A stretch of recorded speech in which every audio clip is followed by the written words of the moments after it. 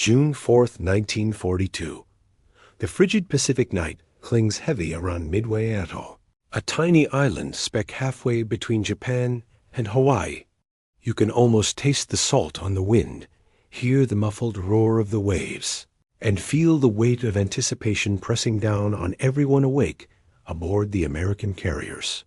Somewhere beyond the dark horizon, fate is aligning for a battle that will alter the course of history. In the eerie silence, Admiral Chester Nimitz stands on the bridge of the USS Enterprise, eyes scanning the empty blackness. His calm belies the storm brewing miles away. The Imperial Japanese Navy is en route with a massive strike force, intent on seizing Midway and rupturing the Pacific defense line.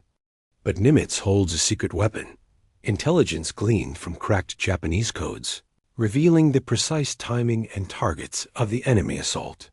Meanwhile, across the ocean, Admiral Isoroku Yamamoto's mighty strike fleet slips closer. His plan, daring and complex, hinges on deception. A feint toward the Aleutians pulls American forces north, while the real attack zeroes in on the island, aiming to cripple the U.S. carrier force, still reeling from Pearl Harbor.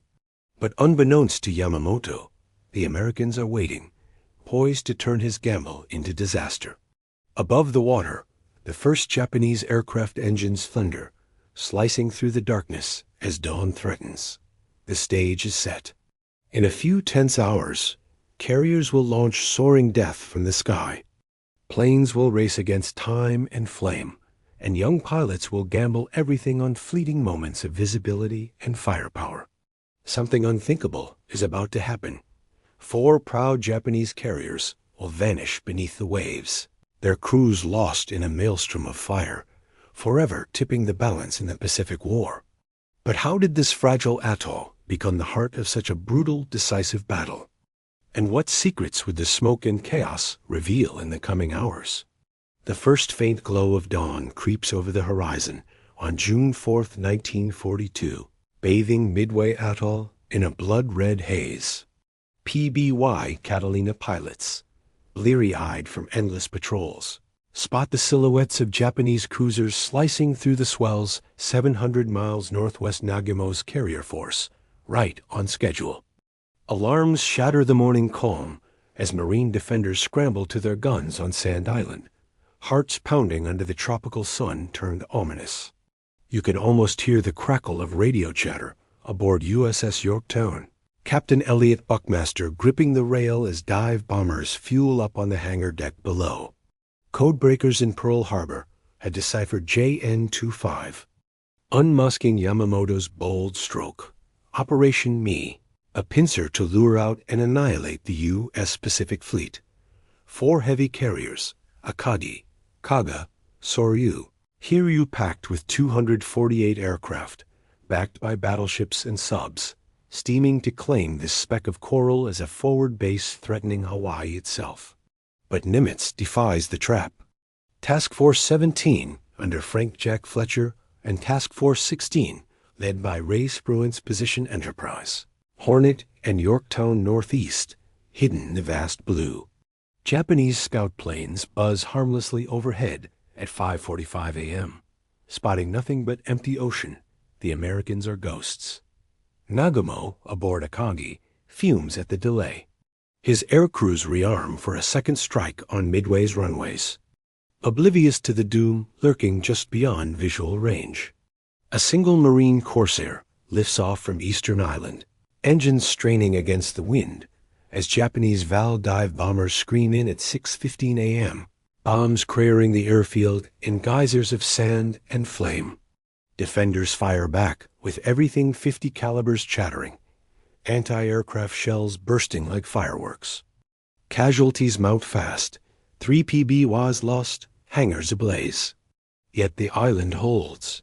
What Nagumo doesn't know, American torpedo bombers are launching now, low and desperate, racing into the teeth of Zero fighters. Will these fragile TBF Avengers pierce the Japanese screen or feed the sharks first? The morning sky burns with the roar of engines as American torpedo bombers launch, fragile and slow against the ruthless shadow of the Japanese fleet.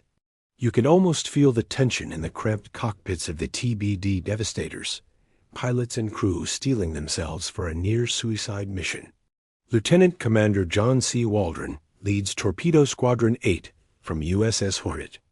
Slices through heavy clouds, eyes fixed on the distant enemy carriers. Unaware that no fighter escort will fly low, the Japanese Zero fighters explode upwards like hawks from the sunlit sea, guns blazing. Within minutes, 15 torpedo bombers are cut down, some falling flaming into the waves.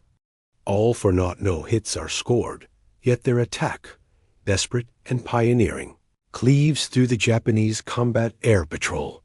Their sacrifice forces the defenders to descend, leaving open the skies above for the looming dive bomber attack. From the battered decks of the USS Enterprise, dive bombers seize the moment. 48 SBD Dauntless aircraft roar into attack altitude, bombing and ripping through the decks of Kaga, Akagi, and Soryu. Fire and explosions erupt, carriers ablaze and crippled within minutes. The tide of war shifts violently as the balance of naval power begins to tilt toward the United States. Yorktown, though damaged in earlier engagements, launches its own relentless assault, sealing the fate of Hiryu, the last surviving Japanese carrier, with aerial strikes that send it to the depths. What began as a desperate gamble transforms into a stunning victory, a crushing blow to Japan's maritime supremacy. But the cost? The valor of torpedo squadrons lost to the sea, a haunting price etched into the memory of this pivotal moment. The sky clears, but the battle's echo lingers. In that silence, questions hang: how close did the U.S. fleet come to disaster? And what did the destruction of 4 Japanese carriers mean for the Pacific War to come?